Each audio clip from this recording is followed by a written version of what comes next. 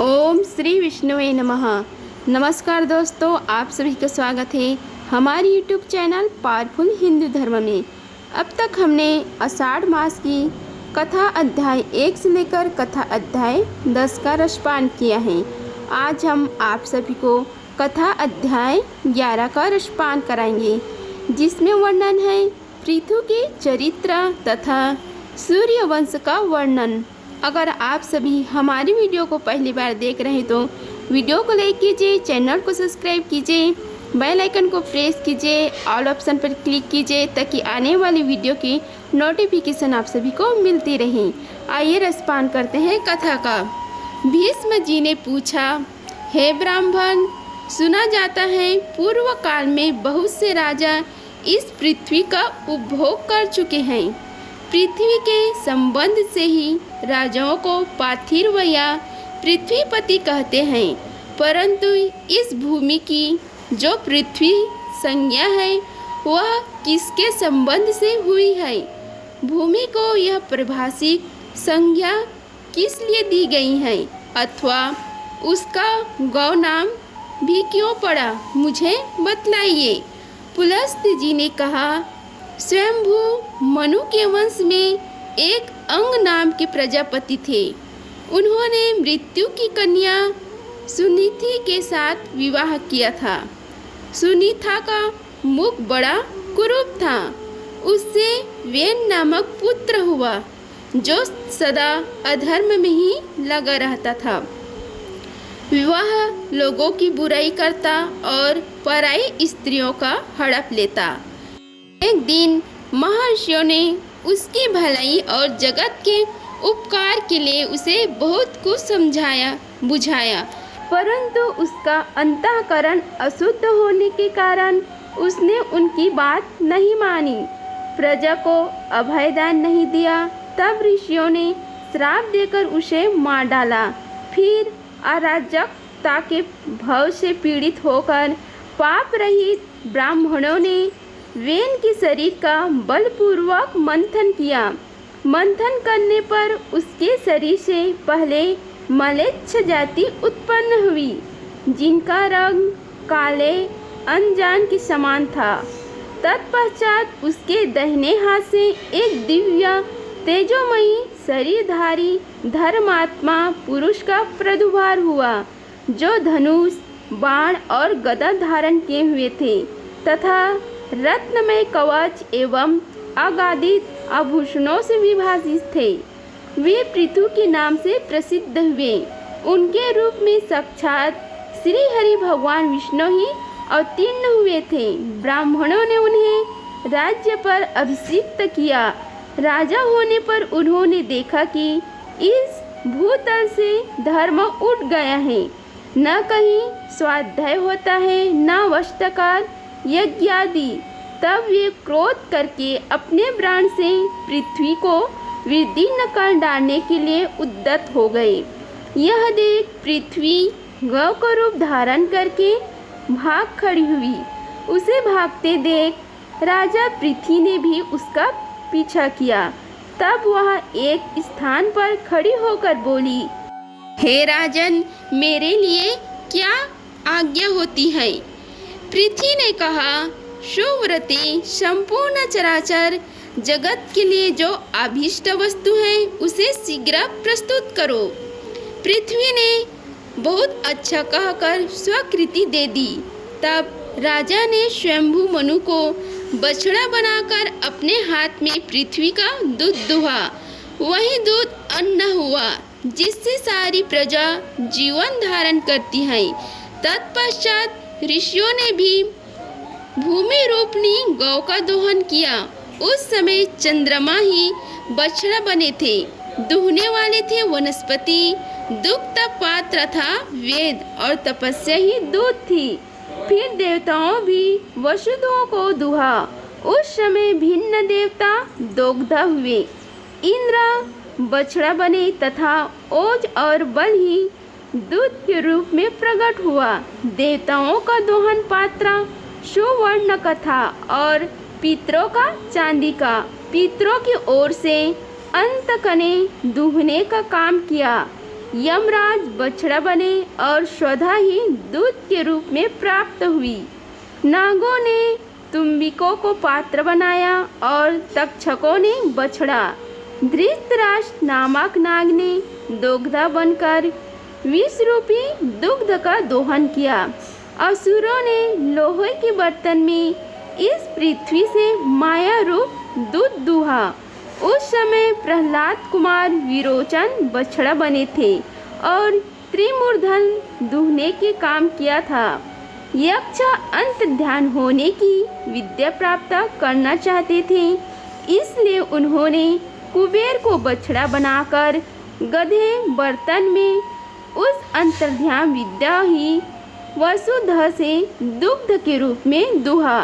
गंधर्वों और अप्सराओं ने चिरत को बछड़ा बनाकर कमल के पत्ते में पृथ्वी से सुगंधों का दोहन किया। उनकी ओर से अथर्ववेद के पारगामी विद्वान सुरुचि ने दूध दूहने का कार्य किया था। इस प्रकार दूसरे लोगों ने भी अपनी अपनी रुचि के अनुसार पृथ्वी से आयु, धन और सुख का दोहन किया। पृथ्वी के शासन काल में कोई भी मनुष्य न दरिद्र था, न रोगी, न निर्धन था, न पापी तथा न कोई उपद्रव था, न पीड़ा। सब सदा प्रसन्न रहते थे, किसी को दुख या शोक नहीं था। महाबली पृथु ने लोगों की हित की इच्छा से अपने धनुष की नोक से बड़े बड़े पर्वतों को उखाड़ कर हटा दिया और पृथ्वी को समतल बनाया। पृथ्वी के राज्य में गांव बसने या किला बनवाने का आवश्यकता नहीं थी। किसी को शास्त्र धारण करने का भी कोई प्रयोजन नहीं था। मनुष्य को विनाश एवं वैषम्य का दुख नहीं देखना पड़ता था। अर्थात शास्त्र में किसी का आदर नहीं था। सब लोग धर्म में ही संलग्न रहते थे। इस प्रकार मैंने तुमसे पृथ्वी के दोहन पात्रों का वर्णन किया तथा जैसा जैसा दूध दुहा गया था वह भी बता दिया। राजा पृथु बड़े विज्ञ थे। जिनकी जैसी रुचि थी उसी के अनुसार उन्होंने सबको दूध प्रदान किया। यह प्रसंग यज्ञ और श्राद्ध सभी अवसरों पर सुनने के योग्य है। इसे मैंने तुम्हें सुना दिया। यह भूमि धर्मात्मा पृथु की कन्या मानी गई है। इसी से विद्वान पुरुष पृथ्वी कहकर इसकी स्तुति करते हैं। भीष्म जी ने कहा, हे ब्राह्मण, आप तत्व की ज्ञाता हैं। अब क्रमशः सूर्य वंश और चंद्रमा वंश का पूरा एवं यथार्थ वर्णन कीजिए। पुलस्त जी ने कहा, हे राजन, पूर्व काल में कश्यप जी से अदिति के गर्भ से विश्ववान नामक पुत्र हुए। विश्ववान की 3 स्त्रियां थी, संज्ञा, राज्ञी और प्रभा। राज्ञी ने रक्त नामक पुत्र उत्पन्न किया। प्रभा से प्रभात की उत्पत्ति हुई। संज्ञा विश्वकर्मा की पुत्री थी। उसने वैवस्वत मनु को जन्म दिया। कुछ काल पश्चात संज्ञा की गर्भ से यम और यमी नामक 2 जुड़वा संतानें पैदा हुई। तदंतर वह विश्वान सूर्य के तेजोमय स्वरूप को न सह सकी, अतः उसने अपने शरीर से अपने ही समान रूप वाली एक नारी को प्रकट किया। उसका नाम छाया हुआ। छाया सामने खड़ी होकर बोली, हे देवी, मेरे लिए क्या आज्ञा है? संज्ञा ने कहा, हे छाया, तुम मेरे स्वामी की सेवा करो, साथ ही मेरे बच्चों का भी माता की भांति स्नेहपूर्वक पालन करना। तथा अस्तु कहकर छाया भगवान सूर्य के पास गई। वह उनसे अपनी कामना पूर्ण करना चाहती थी। सूर्य ने भी यह समझकर कि यह उत्तम व्रत का पालन करने वाली संज्ञा ही है, बड़े आदर के साथ उसकी कामना की। छाया ने सूर्य से सवर्ण मनु को उत्पन्न किया। उनका वर्ण भी वैवस्वत मनु के समान होने के कारण उनका नाम सवर्ण मनु पड़ गया। तत्पश्चात भगवान भास्कर ने छाया के गर्भ से क्रमशः शनेश्वर नामक पुत्र तथा तप्ती और विष्टि नामक की कन्याओं को जन्म दिया। एक समय महायशस्वी यमराज वैराग्य के कारण पुष्कर तीर्थ में गए और वहां फल, फेन एवं वायु का आहार करते हुए कठोर तपस्या करने लगे। उन्होंने 100 वर्षों तक तपस्या के द्वारा ब्रह्म जी की आराधना की। उनके तप के प्रभाव से देवेश्वर ब्रह्म जी संतुष्ट हो गए। तब यमराज जी ने उनसे लोकपाल का पद, अक्षय पितृलोक का राज्य तथा धर्ममय जगत की देखरेख अधिकार मांगा। इस प्रकार उन्हें ब्रह्म जी से लोकपाल पदवी प्राप्त हुई। साथ ही उन्हें पितृलोक का राज्य और धर्म की निर्णय का अधिकार भी मिल गया। छाया के पुत्र शनेश्वर भी तप के प्रभाव से ग्रहों की मानता को प्राप्त हुए। यमुना और तप्ती ये दोनों सूर्य कन्याएं नदी हो गई। विष्टि का स्वरूप बड़ा भयंकर था। वह काल रूप से स्थित हुई। व्यवस्था मनु 10 महाबली पुत्र हुए। उन सब में ईल ज्येष्ठ थे। शेष पुत्रों के नाम इस प्रकार हैं: इक्ष्वाकु, कुशनाम, अरिष्टा, धृष्टा, नरिष्यन, कुरुश, महाबली, सरस्वती, पृष्यस तथा नाभाग। ये सभी दिव्य मनुष्य थे। राजा मनु अपने ज्येष्ठ और धर्मात्मा पुत्र ईल को राज्य पर अभिषिक्त करके स्वयं पुष्कर के तपोवन में तपस्या करने के लिए चले गए। तदंतर उनकी तपस्या को सफल करने के लिए वरदाता ब्रह्म जी आए और बोले, हे मनु, तुम्हारा कल्याण हो। तुम अपनी इच्छा के अनुसार वर मांगो। मनु ने कहा, हे स्वामी, आपकी कृपा से पृथ्वी के संपूर्ण राजा धर्मपरायण, ऐश्वर्यशाली तथा मेरे अधीन हो। तथा अस्तु कहकर देवेश्वर ब्रह्म जी वही अंतर्ध्यान हो गए। तदंतर मनु अपनी राजधानी में आकर पूर्ववत रहने लगे। इसके बाद राजा ईल अर्थ सिद्धि के लिए इस भूमंडल पर विचरण करने लगे। वे संपूर्ण द्वीपों में घूम कर वहाँ के राजाओं को अपने वश में करते थे। एक दिन प्रतापी ईल रथ में बैठकर भगवान शंकर के महान उपवन में गए, जो सरवण नाम से प्रसिद्ध था। उसमें देवादिदेव चंद्रशेखर भगवान शिव पार्वती जी के साथ क्रीड़ा करते हैं। पूर्व काल में महादेव जी ने उमा के साथ सरवण के भीतर प्रति पूर्व यह बात कही थी कि पुरुष नामधारी जो कोई भी जीव हमारे वन में आ जाएगा, वह इस 10 योजन के घेरे में पैर रखते ही स्त्री रूप हो जाएगा। राजा ईल इस प्रतिज्ञा को नहीं जानते थे, इसलिए शरणवन में चले गए। वहां पहुंचने पर वे सहसा स्त्री हो गए तथा उनका घोड़ा भी उसी समय घोड़ी बन गया।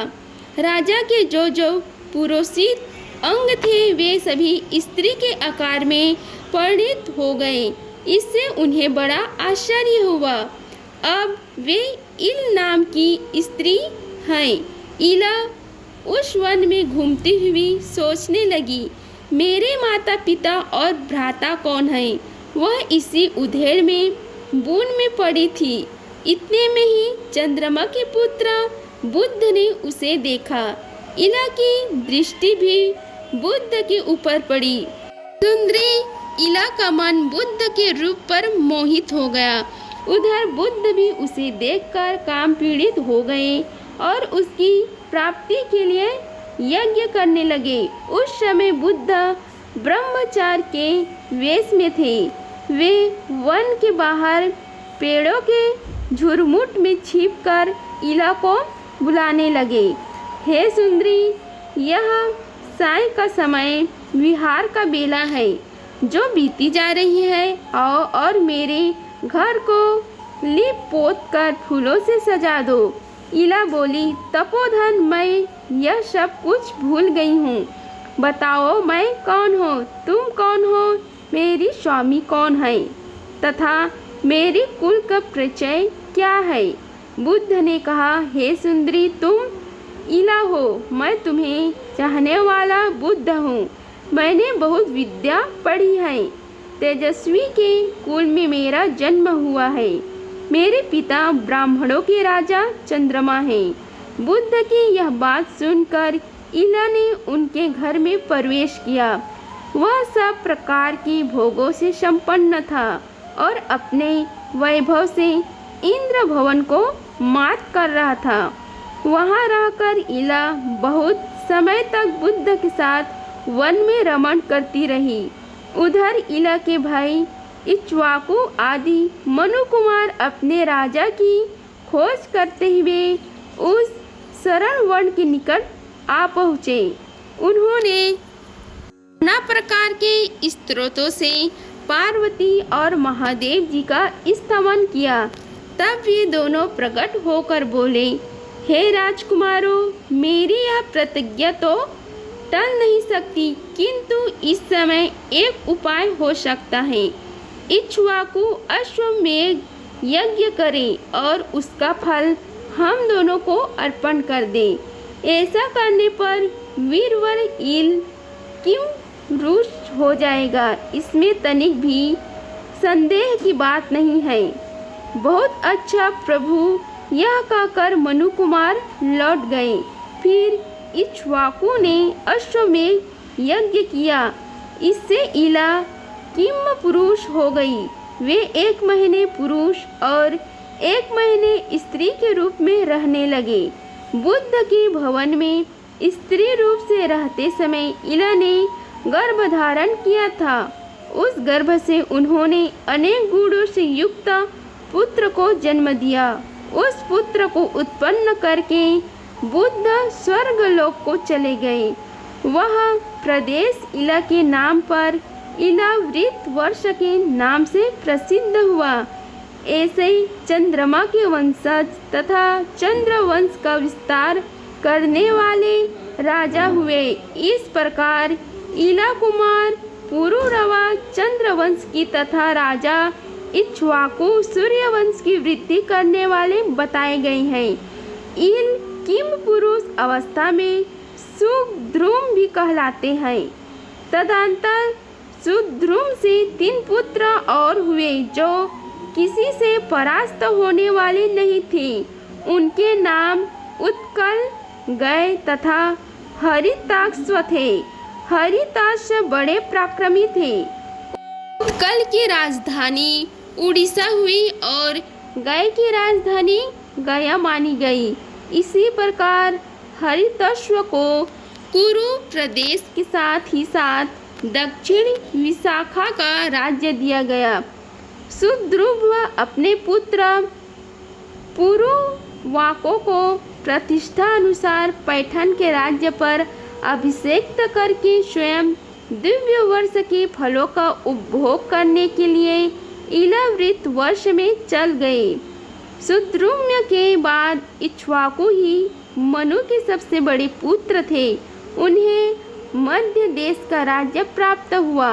इक्ष्वाकु के 100 पुत्रों में 15 ज्येष्ठ थे। वे मीरू के उत्तरी प्रदेश में राजा हुए। उनके सिवा 114 पुत्र और हुए जो मेरू के दक्षिणवर्ती देशों के राजा बताए गए हैं। इक्ष्वाकु के ज्येष्ठ पुत्र से कुकुस्थ नामक पुत्र हुआ। कुकुस्थ का पुत्र सुयोधन था। सुयोधन का पुत्र पृथु और पृथु का विश्ववसु हुआ।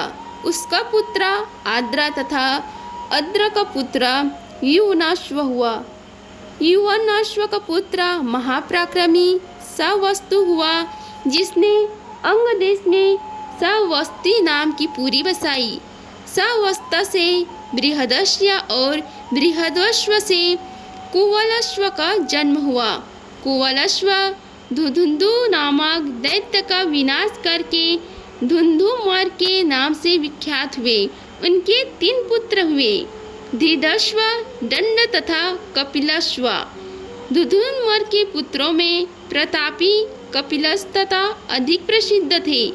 धृतश्व कर का प्रमोद और प्रमोद का पुत्र हर्षव। हर्षव से निकुंभ और निकुंभ से सहतश्व का जन्म हुआ। सहतश्व के 2 पुत्र हुए, अकृतिश्व तथा रणश्व। रणश्व के पुत्र विनश्व और विउनश्व के मानधन्ता थे। मानधन्ता के 3 पुत्र हुए, पुरुकुस्त, धर्मसेतु तथा मुचुकुंद। इनमें मुचुकुंद की ख्याति विशेष थी। वे इंद्र के मित्र और प्रतापी राजा थे।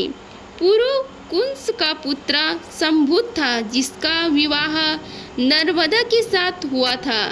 संभूत से संभूति और संभूति से त्रिधन्वा का जन्म हुआ। त्रिधन्वा का पुत्र त्रैधरुड़ नाम से विख्यात हुआ। उसके पुत्र का नाम सत्यव्रत था। उससे सत्यरथ का जन्म हुआ। सत्यरथ के पुत्र हरिश्चंद्र थे। हरिश्चंद्र से रोहित हुआ।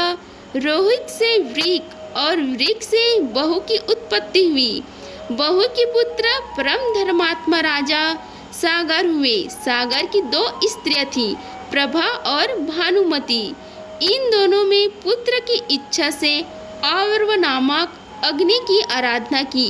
इससे संतुष्टि होकर अर्व ने उन दोनों को इच्छा अनुसार वरदान देते हुए कहा, रानी को 60,000 पुत्र पा सकती हैं और दूसरे को एक ही पुत्र मिलेगा, जो वंश की रक्षा करने वाला होगा। इन 2 वरों में से जिसको जो पसंद आवे वह उसे ले ले। प्रभा ने बहुत से पुत्रों को लेने स्वीकार किया तथा भानुमति को एक ही पुत्र असमंजस की प्राप्ति हुई। तदंतर प्रभा ने जो यदुकुल की कन्या थी 60,000 पुत्रों को उत्पन्न किया, जो अश्व की खोज के लिए पृथ्वी को खोदते समय भगवान विष्णु के अवतार महात्मा कपिल के कोप से दग्ध हो गए। असमज का पुत्र असुमन के नाम से विख्यात हुआ। उसका पुत्र दिलीप था। दिलीप से भागीरथ का जन्म हुआ, जिन्होंने तपस्या करके भागीरथी गंगा को इस पृथ्वी पर उतारा था। भागीरथ के पुत्र का नाम नाभक हुआ। नाभक के अम्बरीश और अम्बरीश के पुत्र सिंधुदीप हुए। सिंधुदीप से आयुतायु और आयुतायु से ऋतुपर्णा का जन्म हुआ। ऋतुपर्ण से कलमासपाद और कलमासपाद से स्वर्गकर्म की उत्पत्ति हुई। स्वर्गकर्म का आरण्य और आरण्य का पुत्र निग्रह हुआ।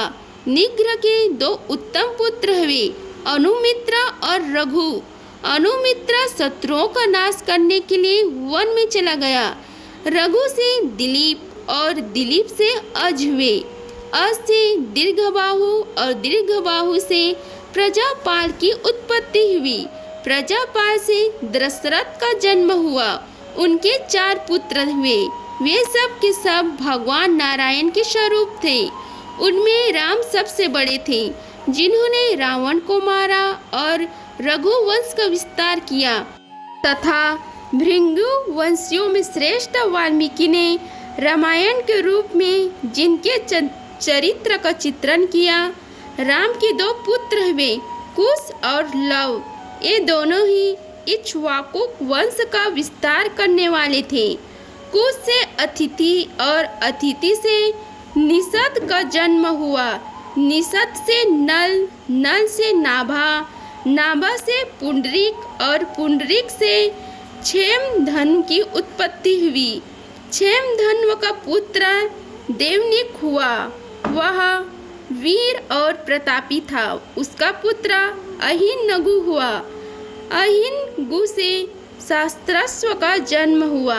सहस्त्रस्व से चंद्रलोक, चंद्रलोक से तारापीर्ण, तारापीर्ण से चंद्रगिरी, चंद्रगिरी से चंद्र तथा चंद्र से श्रुतायु हुए, जो महाभारत युद्ध में मारे गए। नल नामक के 2 राजा प्रसिद्ध हैं। एक तो वीरसेन के पुत्र थे और दूसरे निषद के। इस प्रकार इक्ष्वाकु वंश के प्रधान राजाओं का वर्णन किया गया है। अगर आप सभी को हमारी वीडियो पसंद आई होगी तो वीडियो को लाइक कीजिए, चैनल को सब्सक्राइब कीजिए और कमेंट बॉक्स में ओम नमो भगवते वासुदेवाय लिखिए। धन्यवाद। मिलते हैं अगले वीडियो में, तब तक के लिए जय श्री राधे कृष्ण।